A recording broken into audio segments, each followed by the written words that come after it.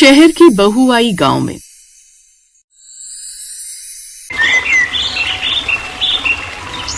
सुबह 5 बजे उठकर चंदा अपने घर की सफाई में लग जाती है कि तभी चंदा की पड़ोसन कुंती उसके दरवाजे पर आती है और कहती है, क्या बात है चंदा बहन, आज सुबह सुबह ही तुम्हारे घर का सारा काम हो गया? बड़ी फुर्ती में दिख रही हो। और नहीं तो क्या, अरे ना सिर्फ घर का काम बल्कि मैंने अपने बेटे बहू के लिए खाना भी बना दिया है। आज मेरा मन बहुत खुश है। बेटा बहू? हाँ कुंती, तुम्हें पता है मेरी शहर में रहने वाली बहू मोहिनी और बेटा मोहित आज गांव में मुझसे यानी अपनी सास से मिलने आ रहे हैं। उन्होंने कहा है कि वो मुझे अपने साथ शहर ले जाएंगे।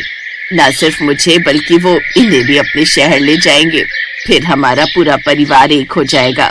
जरा ध्यान से चंदा बहन, शहरी बहू में बड़ी चालाक होती है, चमक धमक देखकर कहीं धोखा न खा जाना। क्या यार कुंती, तू भी न कुछ भी सोचती है। ऐसा कुछ नहीं है। मेरी जो बहू है ना, वो लाखों में नहीं करोड़ों में एक है। उसने फोन पर कितने प्यार से बात की थी। अगर ऐसी बहू है बहन तो बहुत अच्छी बात, लेकिन मेरी बात को गांठ बांध लेना। अगर वो तुझे या भाई साहब को अलग होने को कहे तो कभी मत मानना। आजकल की बहुएं ऐसा ही करती हैं। जब उन्हें जरूरत होती है तो अपनी सास को शहर ले जाती हैं और वहाँ उन्हें नौकरानी बनाकर रखती हैं। खैर, अगर तेरी बहू अच्छी है तो बहुत अच्छी बात है। अच्छा बहन, मैं चलती हूँ, मुझे जंगल से लकड़ियाँ लानी है। इतना बोलकर कुंती वहाँ से चली जाती। लेकिन कुंती की बातें चंदा के दिमाग में घर कर जाती हैं कि तभी घर के बाहर एक काली कार आकर रुकती है। कार से बहू मोहिनी और बेटा मोहित बाहर आते हैं। मोहिनी प्रेग्नेंट होती है, इसलिए वो झुककर पैर नहीं छूती। ओह गॉड, यहाँ कितनी धूल और गर्मी है। मम्मी जी, आपका गांव अभी भी वैसा ही पिछड़ा हुआ है। ओहो, मेरी तो गाड़ी से उतरती तबीयत खराब होने लगी है। अरे बहू आ बैठ, इस कुर्सी पर बैठ जा। ये गांव की ताजी हवा है, इससे कोई बीमार नहीं होता। मोहित बेटा, तू कैसा है? शहर में खाना पीना ठीक से तो खाता है ना? हाँ माँ, सब ठीक है, बस काम का थोड़ा प्रेशर रहता है। मोहिनी को डॉक्टर ने आराम करने को कहा है, इसीलिए सोचा कुछ दिन आपके पास गांव में रहकर आए और फिर आपको अपने साथ शहर ले चलें। देखो बहू बेटों को यहाँ आए हुए देरी हो गई है, लेकिन तुम सिर्फ यहाँ पर बातें बना रही हो। जाओ जाकर बहू के लिए कुछ लेकर आओ। जी आपने बिल्कुल सही कहा, मैं अभी लाती हूँ। इतना बोलकर चंदा अब किचन में जाती है और बहू के लिए जूस और नाश्ता लाती है। मम्मी जी, ये क्या है? क्या ये घर का निकला हुआ जूस है? इसमें तो मक्खियां भिन-भिना रही होंगी। मुझे पैकेट वाला जूस चाहिए। मोहित, तुम मुझे कहाँ ले आए? यहाँ तो ढंग का पानी भी नहीं मिल रहा। बहू, ये तो ताजे फलों का जूस है, अभी निकाला है। अच्छा तुझे पसंद नहीं तो मैं तेरे लिए नारियल पानी मंगवाती हूँ, तू आराम कर। इतना बोलकर चंदा नारियल का पानी मंगवाने के लिए बाहर की ओर निकल जाती है, तो वहीं मोहिनी सीधा अपने कमरे में पहुंच जाती है। कमरों को देखकर अपनी नाक सिकोड़ती है। मोहित, देख रहे हो ये घर कितना छोटा और पुराना, और ये बिस्तर, मुझे नहीं लगता कि मैं यहाँ रात भी सो पाऊंगी। हमने इन्हें शहर ले जाने का फैसला किया ताकि ये घर का काम और बच्चे संभाल सके, लेकिन मुझे डर है कि ये मेरी मॉडर्न लाइफस्टाइल में फिट हो भी पाएंगे या नहीं। धीरे बोलो मोहिनी, माँ सुन लेगी। बस कुछ दिन की बात है, एक बार ये शहर चलने को तैयार हो जाए फिर हम अपनी मर्जी से चीजें करेंगे। मोहित की बात सुनकर मोहिनी कुछ नहीं बोलती और चुप हो जाती है। अब शाम होती है और चंदा ने बड़े चाव से बहू के लिए चूल्हे पर रोटियां और साग बनाया होता है। आ बहू, गर्मा गर्म खाना खा ले। चूल्हे की रोटी है, शहर में तो नसीब भी नहीं होती होगी। जी मम्मी जी, आपको पता है डॉक्टर ने मुझे ऑयली और ऐसा भारी खाना खाने से मना किया है। मैं ये सब नहीं खा सकती। मोहित, मुझे अभी के अभी शहर से कुछ मंगवा कर दो, वरना मैं भूखी रहूंगी। बहू, गांव में शहर जैसा खाना कहाँ मिलेगा? तेरी सास ने कितनी मेहनत से बनाया है, थोड़ा तो चख ले। पापा जी, मेहनत तो गधा भी करता है। इसका मतलब ये नहीं कि मैं कुछ भी खा लूं, और वैसे भी मुझे शहर जाने की जल्दी है। यहाँ की ये पुरानी सोच और ये मिट्टी के बर्तन मेरे बस की बात नहीं है। मोहिनी, ये तुम क्या कह रही हो? चुप नहीं रह सकती तुम। माँ, पापा, मोहिनी की तरफ से मैं आप लोगों से माफी मांगता हूँ। इस तरह मोहित की डांट सुनकर मोहिनी चुप हो जाती है, तो वहीं चंदा का दिल टूट जाता है, लेकिन वो कुछ नहीं कहती। अगले दिन सुबह मोहिनी सोकर उठती है और चंदा से कहती है, मम्मी जी, कल रात के लिए मैं आपसे माफी मांगना चाहूंगी, मुझे माफ कर दीजिए। कोई बात नहीं बहू, तू यहाँ गांव में नहीं रहती ना, इसलिए तुझे गांव की आदत नहीं है। मम्मी जी, मुझे कुछ बताना है। वो बात यह है कि कल हम शहर निकल रहे हैं। हमने तय किया है कि आप हमारे साथ चलेंगी, लेकिन पापा जी को अभी गांव में ही रहना चाहिए। शहर में हमारा फ्लैट छोटा है और वहाँ 2 बड़े लोगों की जगह नहीं है। ये क्या कह रही है बहू? मैंने तो सोचा था कि हम सब साथ रहेंगे। तेरे ससुर को यहाँ अकेले छोड़कर मैं कैसे जा सकती हूँ? देखिए मम्मी जी, इमोशनल होने की जरूरत नहीं है। मुझे शहर में काम करने के लिए और बच्चे के लिए एक भरोसेमंद हाथ चाहिए। अगर आप आएंगी तो मेरा काम आसान हो जाएगा। पापा जी यहाँ रहकर खेती देख सकते हैं, वैसे भी शहर में उनका मन नहीं लगेगा। मोहित अपनी पत्नी की बात सुनकर खामोश रहता है। चंदा अपने पति की तरफ देखती है, जिनकी आंखों में आंसू आ जाते हैं। तभी कुंती वहां से गुजरती है और ये सब सुन लेती है। देखा चंदा बहन, मैंने कहा था ना कि ये शहरी बहुएं सिर्फ अपना फायदा देखती हैं। ये तुझे शहर माँ बनाकर नहीं बल्कि एक मुफ्त की नौकरानी बनाकर ले जाना चाहती है, जो इसके बच्चे के गंदे कपड़े धोए और इसके नखरे सहे। ए औरत, तू कौन होती है हमारे बीच में बोलने वाली? मम्मी जी, अगर आपको चलना है तो आज ही के आज हाँ बोलिए, वरना हम अकेले जा रहे हैं।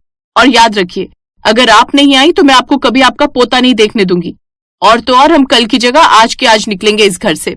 बस बहू, बहुत बोल लिया तूने। मैं अब तक चुप थी क्योंकि तू प्रेग्नेंट है और मेरे बेटे की पसंद है, लेकिन तू तो मेरे सुहाग को ही मुझसे अलग करना चाहती है।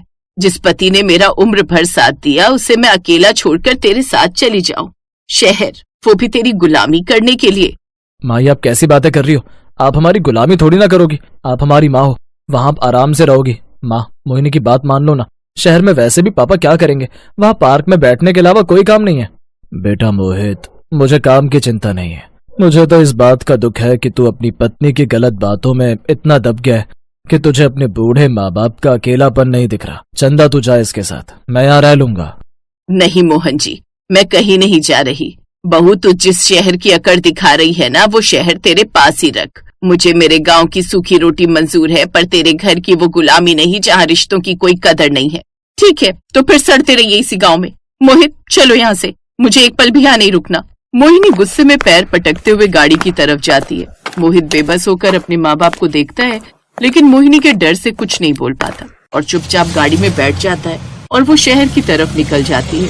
चंदा, तूने बहुत बड़ा मौका छोड़ दिया। शहर जाती तो पोते पोती का सुख मिलता। पोते का सुख तो तब मिलता ना जब मेरी बहू के दिल में मेरे लिए प्यार होता। वो तो मुझे सिर्फ एक दाई बनाकर ले जाना चाहती थी। कुंती सही कह रही थी, ये लोग रिश्तों को सौदा समझते हैं। साहस दिखाया तूने चंदा बहन। ऐसे बच्चों के पीछे अपना स्वाभिमान नहीं खोना चाहिए। चल, अब जो खाना बनाया है वो हमें भी खिला, बड़ी भूख लगी है। कुंती की ऐसी बातें सुनकर अब चंदा मुस्कुराती है और अपनी पड़ोसन के साथ बैठकर खाना खाने लगती है। उसे एहसास होता है कि असली शांति शहर के बड़े फ्लैट में नहीं, बल्कि अपने घर के सुकून और अपनों के साथ में है।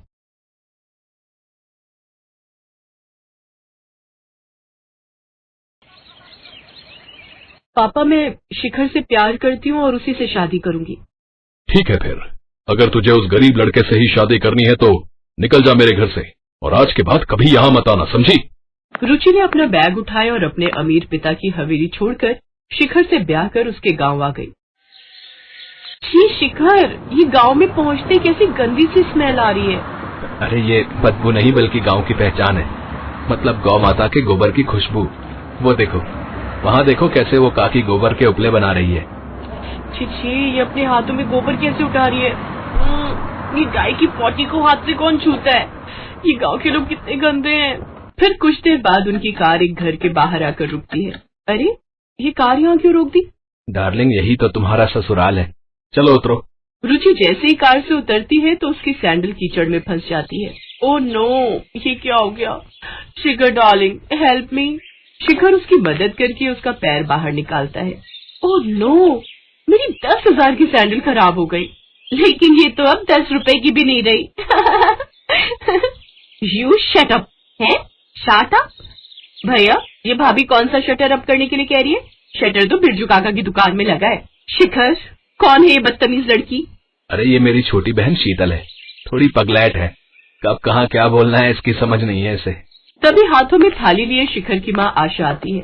आओ आओ मेरी शहरी सुंदर बहू, अंदर आओ, तेरे ससुराल में तेरा स्वागत है। कुछ ही देर में सारे गांव में ये बात पता चल जाती है कि शिखर कोई शहरी बहू लाया है। अगले दिन गांव की कुछ औरतें उसकी मुंह दिखाई के लिए आती हैं। रुचि बहू, बाहर आ जाओ, मुंह दिखाई के लिए गांव की औरतें आ गई हैं। रुचि शॉर्ट ड्रेस पहनकर बाहर आती है। अरे आशा बहन, इसकी मुंह दिखाई है या टांग दिखाई? इसके मुंह से ज्यादा तो इसकी टांगे दिख रही हैं। पहले पता होता टांग दिखाई है तो इसकी टांगे ढकने के लिए तोहफे में कोई कपड़ा ले आते। अब मुंह दिखाई हो बहन या फिर टांग दिखाई, सच तो ये है कि दिख सब कुछ ही रहा है। जितनी इसकी टांगे गोरी है ना, इतना गोरा तो तुम सबका मुंह भी नहीं है। अब जो काम करने आई हो वो करो। और बहू, ये दर्जी मुए ने जरूर तुम्हारा आधा कपड़ा बचा लिया होगा, तभी तो इतनी छोटी सी फ्रॉक सिल दी है। कोई बात नहीं, फिलहाल तो ये चुन्नी सर पर ओढ़ ले और फिर कल से साड़ी ही पहनना। फिर सब उसकी मुंह दिखाई करती हैं और वहां से चली जाती हैं। तभी आशा अपनी बहू से, बहू, इससे बड़े कपड़े तो मेरी गोरा पहनती है। कौन गोरा माँ जी? हमारी बच्चिया, अभी कुछ दिन पहले ही जन्म लिया है उसने। माँ जी, ये डिजाइनर कपड़े और इसे कोई दर्जी नहीं सिलता, बल्कि फैशन डिजाइनर बनाता है, और आगे से मेरी तुलना उस बच्चिया से नहीं करना। ये कहकर रुचि अपने कमरे में चली जाती है। शाम को रुचि अपने हील्स हर जगह ढूंढती है, लेकिन वो उसे कहीं नहीं मिलती। उफ, न जाने कहाँ चली गई, यहीं तो रखी थी। क्या हुआ रुचि, क्या ढूंढ रही हो? वो मेरी रेड वाली हील्स नहीं मिल रही हैं। कल ही निकाली थी बैग से, पता नहीं कहाँ गई। भाभी, पहले ये बताओ वो कितने की थी? पूरे 15,000 की। लेकिन तुम ये क्यों पूछ रही हो? क्योंकि आपकी वो 15,000 की हील्स हमारी गोरा पहनकर घूम रही है। माँ ने उसे वो हील पहना दी है। रुचि, शिखर और शीतल बाहर आते हैं तो गोरा हील पहने खड़ी थी। ओह गॉड, मेरी 15,000 की हील्स का सत्यानाश कर दिया। अरे बहुरिया, तुम्हारी ये हील तो बहुत अच्छी है। देखो ना, गोरा बार बार खुटिया से भाग जाती है। अब हमने तुम्हारी खुटिया से इसे बांध दिया, अब मजाल है वो कहीं भाग पाए। ओह, मैं परेशान हो गई हूँ इन देहातियों से। ए बहुरिया, जुबान संभाल कर हमको देहाती बोली, अंग्रेजी चिड़िया, अंग्रेज की बेटी। अगले दिन, अरे शीतल, ये सब औरतें सुबह सुबह लोटा लेकर कहाँ जा रही हैं? झाड़े हैं? झाड़े मतलब भगन करने। अब आप भी जल्दी चलो, नहीं तो पूरी तरह सवेरा हो गया तो फिर जा नहीं पाओगी। ओ गॉड, उसे फ्रेश होना कहते हैं, और मैं बाहर यूं खुले में नहीं जाऊंगी। मेरे लिए बाथरूम बनवाओ। अरे ओ सहरी तितली, तुझे इतना पता नहीं क्या कि आंगन में तुलसी की जगह होती है, शौचालय बनाने की नहीं। अब एक बार फिर से रुचि की बहस अपनी सास से होती है। इस तरह घर में दोनों की सोच को लेकर झगड़ा बढ़ता ही जाता है। फिर रात को रुचि शिखर से, शिखर, मैं अब और इस गांव में नहीं रह सकती। 2 कमरों की इस झोपड़ी वाले ससुराल में। कहाँ पहले मैं मायके में महारानी बनकर रहती थी, लेकिन यहाँ तो मेरी हालत नौकरानी जैसी हो गई है। ऊपर से यहाँ के लोग कितने गंदे से रहते हैं। हाथ से गोबर उठाना, गोबर से घर लीपना, उपले बनाना, छीछी, और ना जाने क्या क्या। देखो रुचि, मैंने तुम्हें पहले ही सब कुछ बता दिया था कि मेरा घर गांव में है, लेकिन तुम्ही ने कहा कि तुम सब एडजस्ट कर लोगी। और जैसे कपड़े तुम यहाँ पहनती हो ना रुचि, वो सब शोभा नहीं देता, समझी? अब तुम गांव में रहती हो तो यहाँ के तौर तरीकों से ही रहना होगा।